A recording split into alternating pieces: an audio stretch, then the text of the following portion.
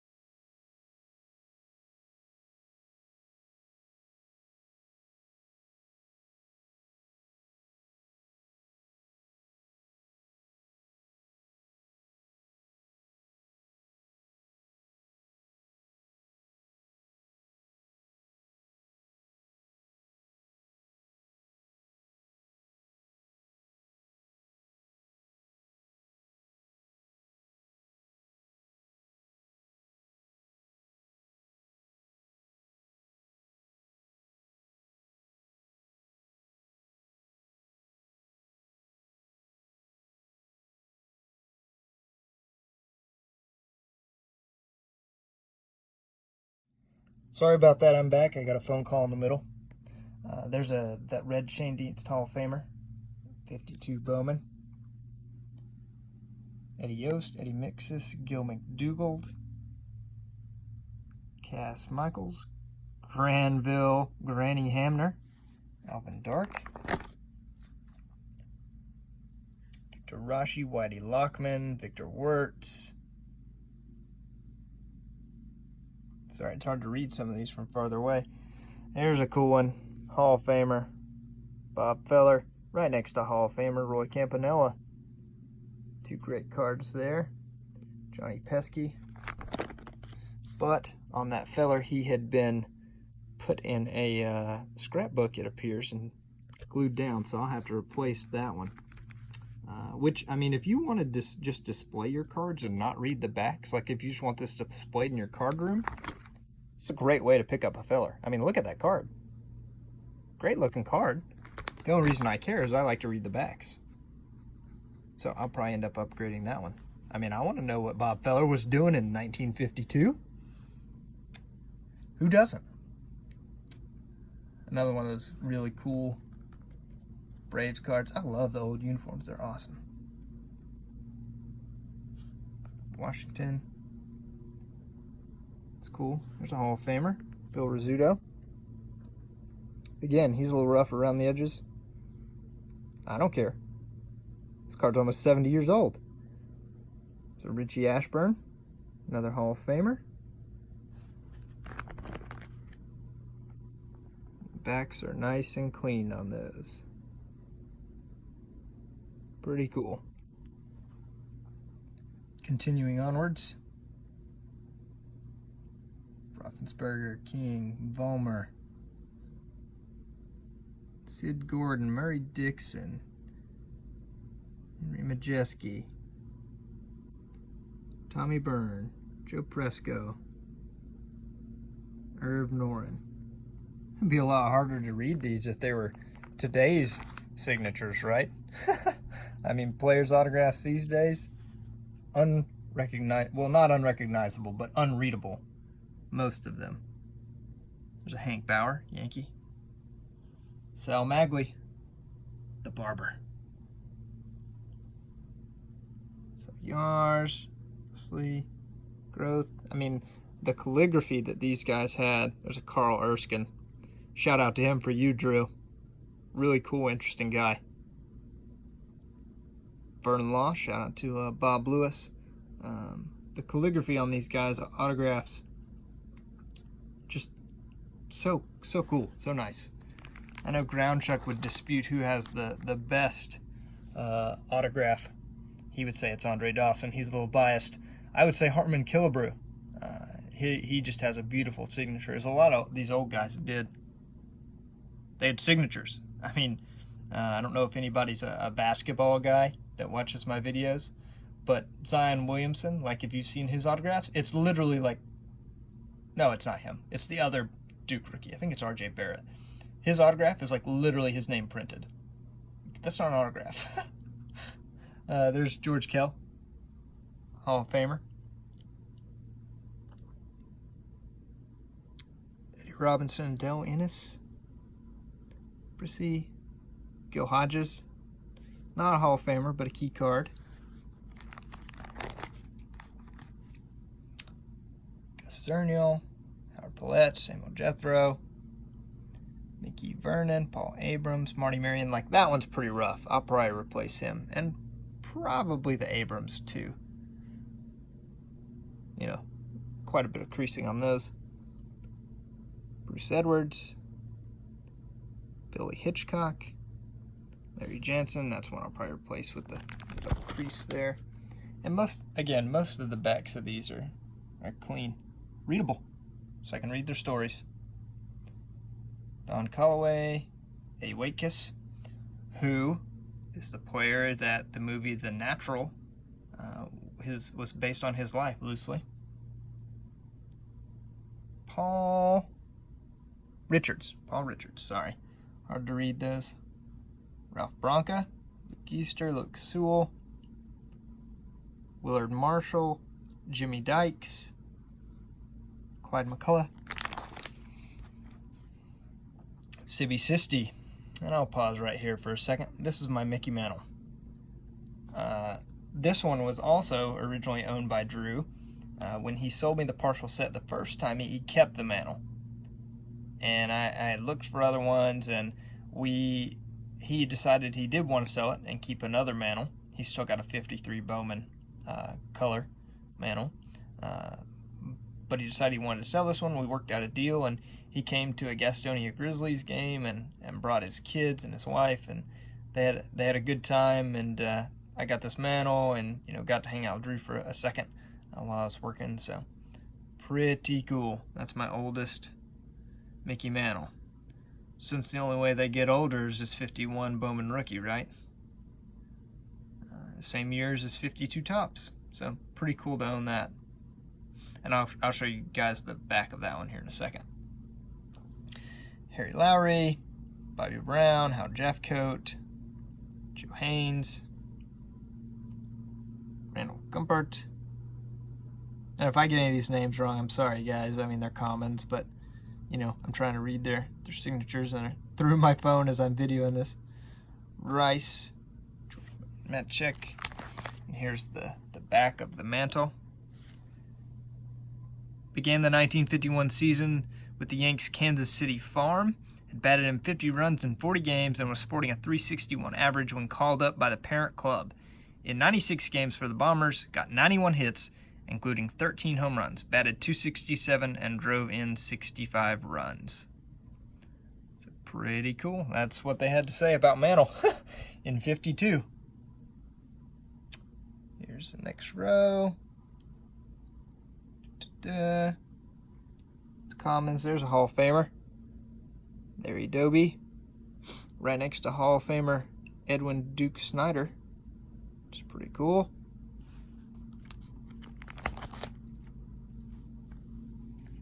Backs are clean on those two Hall of Famers. Got Murray. Billy Johnson. Corwin. Betts, Howard Fox, Phil Cavaretta. That's one I'll probably upgrade. He's got some creasings, and he's got a 32 wrote on the back in red ink, so that really stands out. So I'd like to have another one of those. Don Newcomb, who's a very interesting player from the 50s, great pitcher for the Dodgers.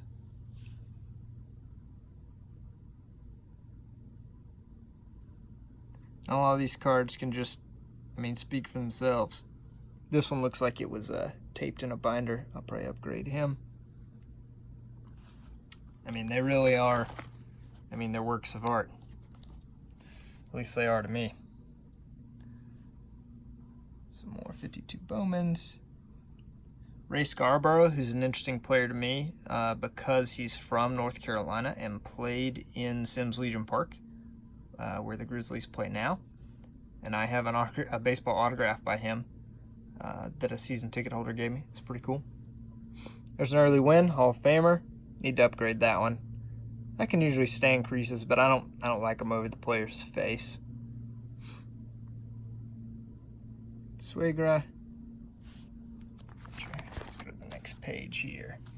Johnny Mize, the big cat, who lived right down the road from Drew. Ironically, he told me some cool stories about him. Leo DeRocher, Hall of Famer.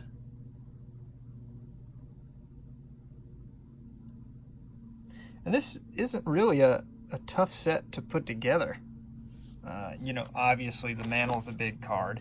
And there's another big card we're going to get to. Man, that one's like skinned. Which one's that? The DeRocher. So I have to get another one of those. But this set's really not that tough. There's one other big card we'll get to, and there's some Hall of Famers, which is cool, but, the commons aren't too bad. So if you're looking to put together an early 50s set, I think this is a really cool one to do. There's the Warren Spahn. Let's see what they were saying about Warren Spahn. The slender left-hander with the high kick is one of the game's top hurlers. Had 22 wins and 14 losses in 1951. The third straight year that he has won 20 or more games. His 51 ERA was .298, led the league in shutouts with 7, complete games pitched with 26 and tied for the league lead in strikeouts, 164, which probably wouldn't be like the top 30 in today's game. Anyways, there's the next row. Dutch Leonard. It's cool that his signature's like that. Stanky and Jensen, and here's Amani Irvin. Monty, which we know is spelled with an E. So interesting that his signature's with a Y on the front. Also need to replace that one. He's got some paper loss. And this Dutch Leonard as well. And probably that Billy Hunter. Anyways, next page. Here we go. Pan through some of these commons real quick. There's a Preacher Rowe. Cool player. Not a Hall of Famer, but cool player. Dropo, Astroth. Okay. Eva St. Clair. Great name. Great card with that prominent patch there for the Braves on the right shoulder. Scrolling through here.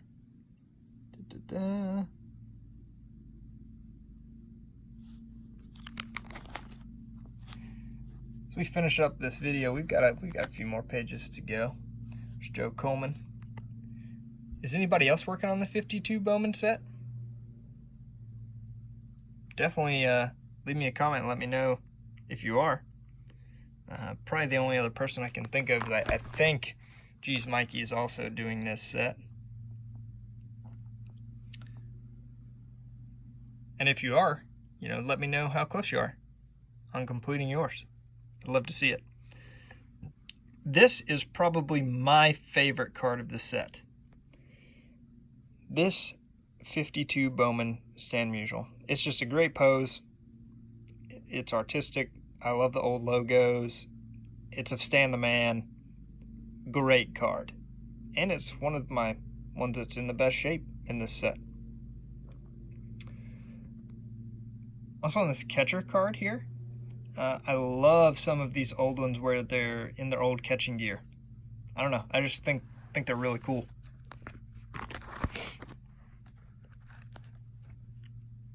Ted Gray, Silvestri, Ray Chapman. There's the Andy Pafko.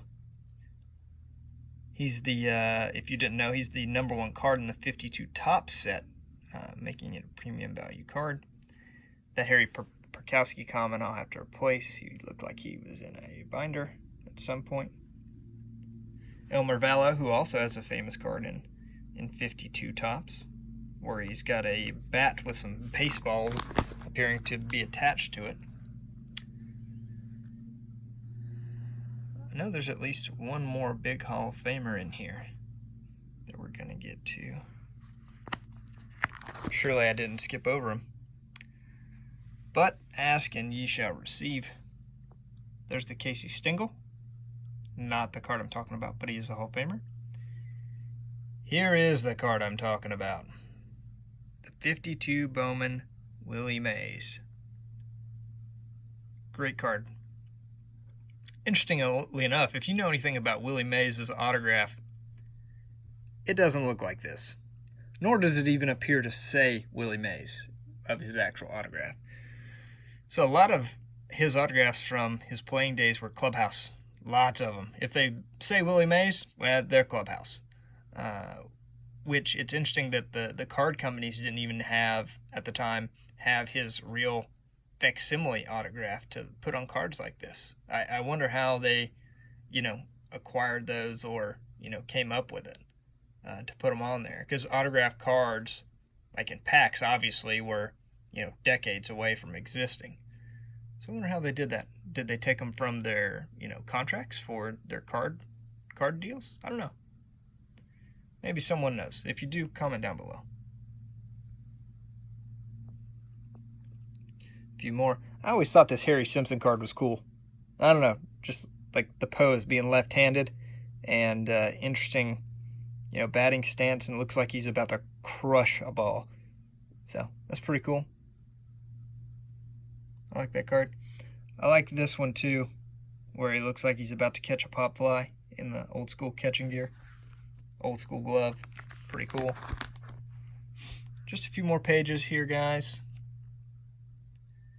If you stuck with me this long, I greatly appreciate it. I mean, I think it's a great set. You know, Slaughter, he's got a pinhole right there in the top of his bat, so I need to replace him.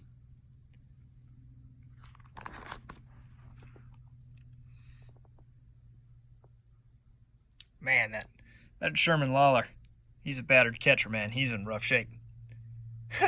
That's the card, probably easily the roughest card in this collection. It even says, if I can zoom in there and focus a little bit, you can tell on his mask it says Lawler. That's pretty cool. So, zoom back out, focus in again, finish up this set. What do you guys think of the early Bowmans? You think they're cooler than Topps? You hate the size of them because they're small? There's a Lou Burdett rookie card. Or how did the 52 Bowmans compare to other years of the Bowmans? 51s are essentially the same. They're the same size. Same design, roughly. 50 Bowmans were similar as well, but they were more square. 49 Bowmans were colorized photos. 48 Bowmans were black and white. 53 Bowmans were the colors or the black and whites. 54 Bowmans were different. I'll show those off sometime. And 55 Bowmans are the TVs. So that's it. That's the end of my 52 Bowman set. Thank you guys for watching. I appreciate you checking it out. Let me know what card's your favorite. If you think this is but the old vintage Bowmans are better than Topps, or if you like the Topps better, or even where this ranks amongst the Bowmans of the 50s. All right, guys. Until next time, keep collecting. God bless.